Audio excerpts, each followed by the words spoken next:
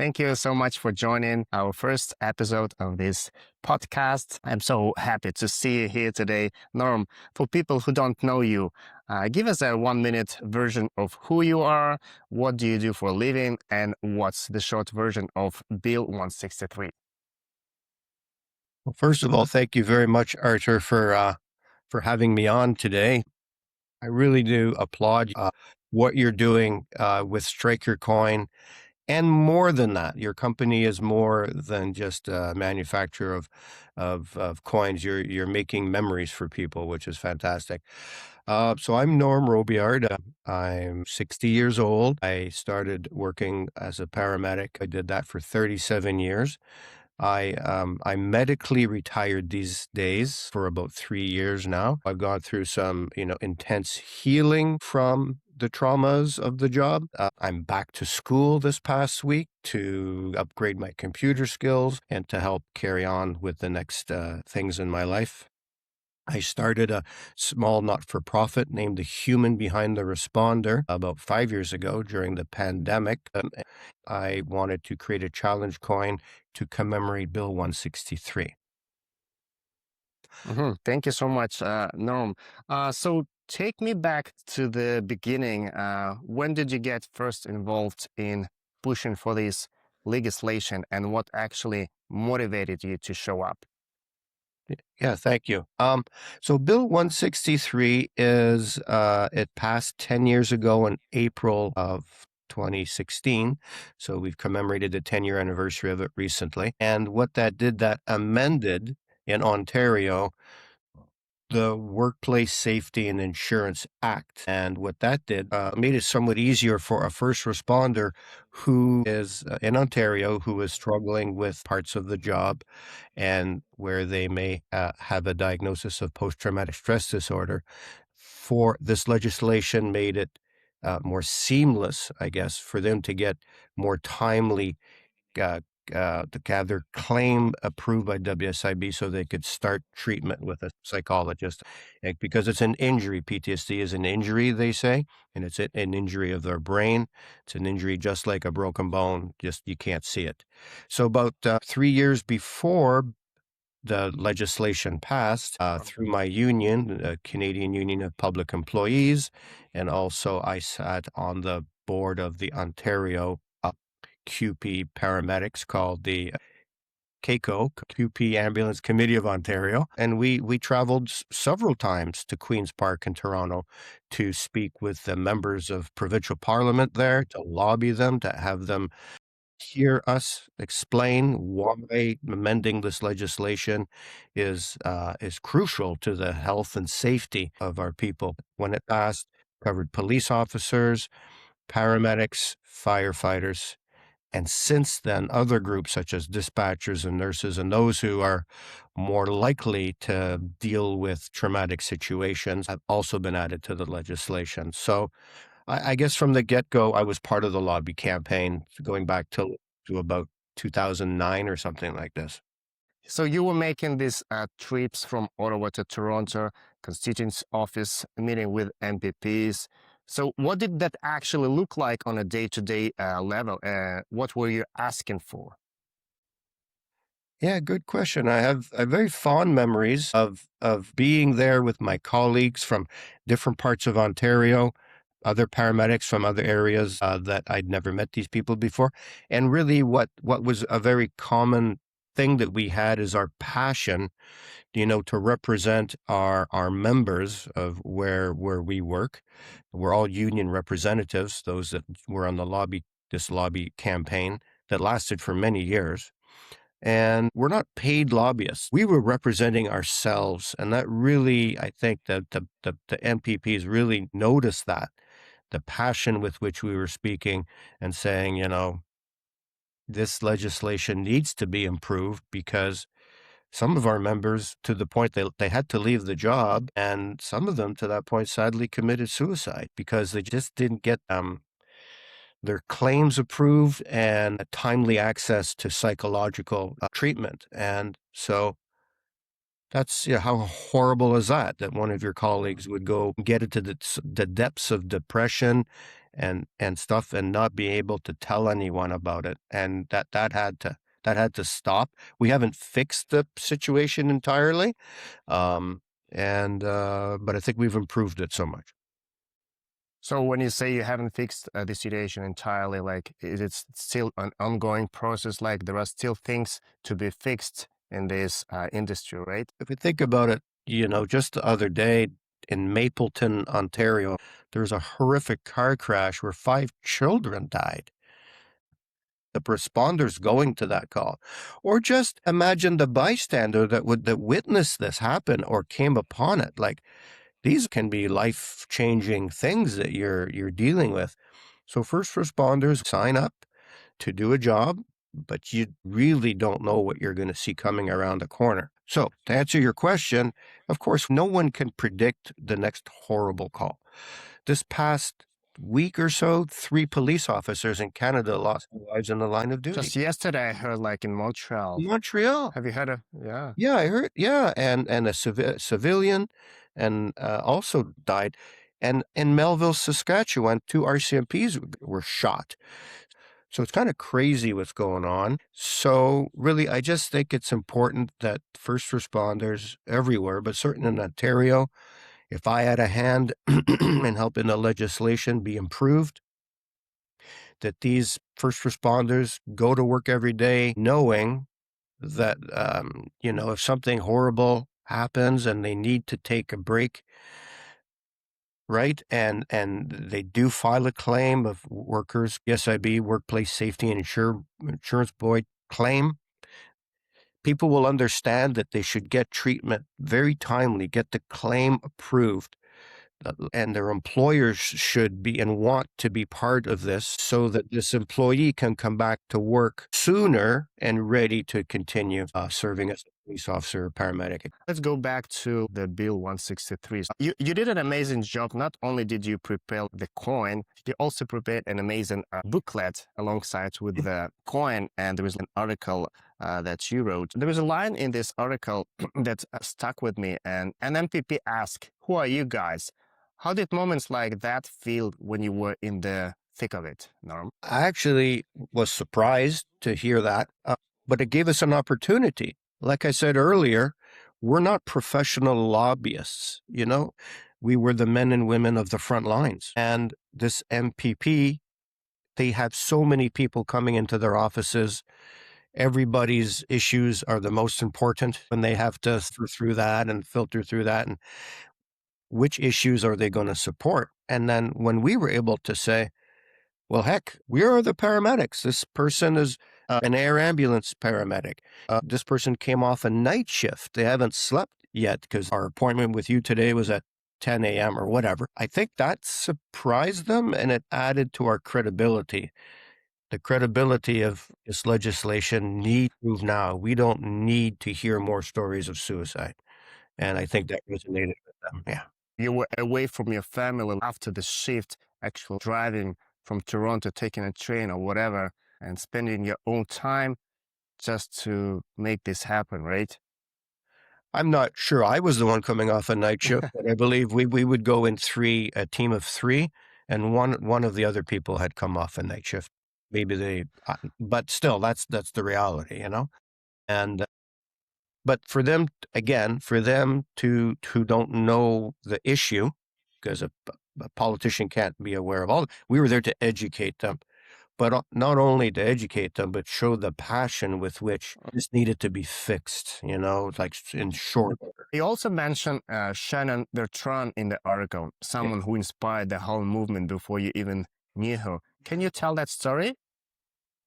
I'd never met Shannon till I think the day the legislation passed, but she was the one that spearheaded this whole thing. So I want to give her credit right now on this podcast, and thank you for bringing it up. And hopefully she'll see this podcast too, and it'll make her feel really good for what she did. So I don't know the entire story, and it's not important to your listeners, but she suffered a lot of trauma on the job working for the Toronto Paramedic Service. Something that was career changing, okay? And she wasn't getting the help from the WSIB. She wasn't being heard. So she approached a member of parliament from Toronto named Cheri DiNovo. Cheri is no longer a politician, but Cheri listened to Shannon. And many years before Bill 163 passed, I believe they tried the legislation 2 or 3 times, Artur. And every time something happened, they were working on it, and then it just disappeared. They tried again and again, and finally, in 2016, we were successful. But so Shannon and Cheri DiNovo, they're the ones. And Shannon is the first one. She's so courageous to tell her story. And Cheri listened, and she said, let's do something about this. And it took many years, but it happened. Thank you for sharing that story. What kept you going, Norm, when your employer, wasn't on your side and it felt like you were doing the heavy lifting alone? I think I understood then that employers can't be political. So the managers, the chief of the paramedic service in Ottawa, they really can't get involved in politics. They'll actually probably get in trouble. It's probably in their contract, right, to get involved in politics. This is a political thing. We needed politicians on our side to change the legislation. So the fact that my employer sat back sort of and watched us do the heavy lifting, there was no other way. That's kind of how it goes. So unions are political entities, and you'll see me at rallies. I still have it in me to support things like healthcare. It was a natural thing for me to travel to Toronto many times to be part of the lobby campaign. These MPPs also serve Ottawa. There's many MPPs in the Ottawa area. So we also invited ourselves or go visit them in their offices and do the lobbying right here in Ottawa too. So, Norm, April 2016, Royal Assent, Bill 163 passes. What was that moment like? Where were you when you found out? Oh, well, we did another trip to Toronto to attend the legislature at Queen's Park. We knew that it was going to receive royal assent, which meant that the entire parliament there, provincial parliament, needed to vote on it. But we were prepared. And again, I met people like Natalie Harris and the people from I've Got Your Back 911, the 2 representatives from that organization were there, and a fellow named Jeffrey. And it was quite an atmosphere. So we gathered, let's say it was 11 o'clock or something. We had to leave Ottawa really early to get there. And then we all sat in the visitors gallery, and there's a certain decorum there. You're not allowed to applaud or shout anything out because the public's not supposed to and allowed to do that. But we did. When it passed, we stood up and we clapped, and the security people said that's okay because they knew it was just different. And that I remember too. We were allowed to applaud, and it was quite a relief. Now coming back home and putting my thoughts down on Facebook, and I said, this is such a thing that's been such a great achievement for first responders. But those earlier, because at that point I'd had about 25 years experience, but I remember, the years that I had partners that were suffering and not doing well at work and had to leave the job and weren't supported. And it was kind of a bittersweet moment, as much as, yes, we needed this, we got this now.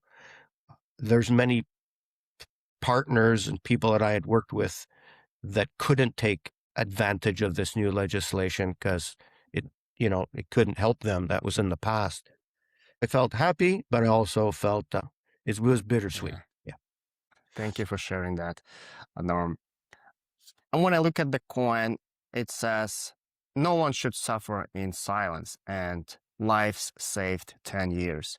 Who do you want this coin for? Who do you want to hold this coin? The first person that deserves this coin is Shannon Bertrand, and I had never met her. I'd never lobbied with her. Her courage to speak up and to be heard, and from MPP Cheri DiNovo, knew how to move legislation forward. Shannon or me or any paramedic does not know how to do that. That's not our job. So no one should suffer in silence. And so Shannon showed us that when you speak up and you get the right person to listen to you, you can move mountains. First responders still that feel they don't have a voice, and that's if I can get into a little bit of the problem or the symptoms of post-traumatic stress disorder and occupational stress injury is that you can feel helpless. You can feel no one cares, no one's listening. It's horrible, and it can lead up to taking your own life, which is so sad. No one should suffer in silence, and that's on the coin. And if anyone out there is suffering, there's trauma out there for all kinds of people for different reasons, is find someone you can talk to, and hopefully that person's a really good listener. Yeah, that's really important. You don't have to have all the answers.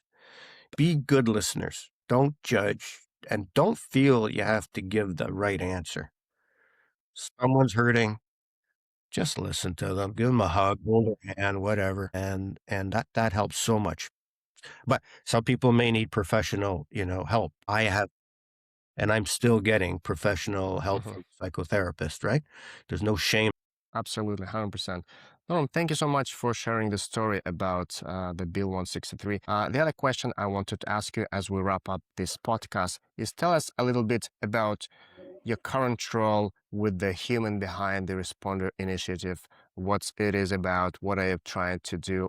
Maybe you can also mention other things you're doing for the community because I've known you for a few years now, and you're such an amazing person. You're doing so many great stuff. You organize bike rides, etc.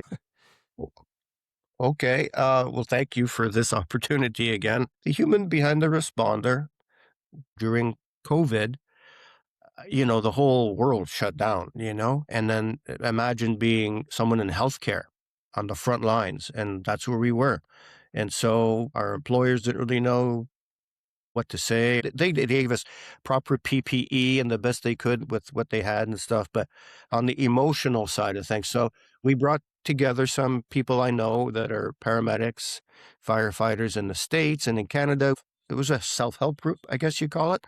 And then we were able to talk and express how the job affected us, how COVID affected us, and how we were adapting in our job. I think that was very healthy. Then the name changed to the Human Behind the Responder, and I became the president of that. It's a small not-for-profit. We have a website, thehumanbehindtheresponder.com. And really what I'm trying to do with this organization now is to support other people and organizations in various ways. My friend Natalie Harris, who has developed a program named Beyond Survival. She's a former paramedic herself. She's doing really amazing things to help others. You go from first responder, someone who suffered a trauma, and how you're recovering and healing. But there's a certain point in our lives, and I'm at that point myself, where things are better, things are stable. What do I do? What do I do next? Because if you're first responder, you're a police officer, firefighter, like your skills are very niche, or you know what I mean? Like, when you can't do that anymore, or even if you are, what comes next? And Natalie's exploring that, and I'm very supportive of her. So that's one of the ways the human behind the responder exists, to support other people. And we've developed 3 challenge coins now, created them through Strike Your Coin, and you've been amazingly supportive of my initiatives. And I'm sure we will continue to work together, Artur, and share the stories behind those coins, right?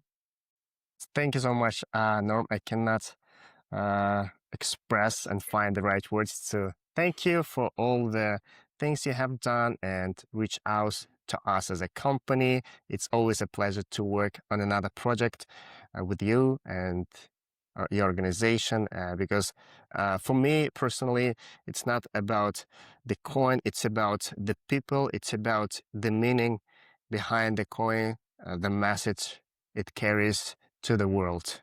Thank you again for joining today, Norm. It's been a wonderful talk today.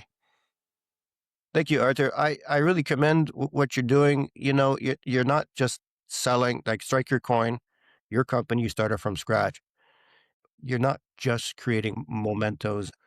You're bringing people together. You're allowing people and organizations to recognize and thank the people that work with them.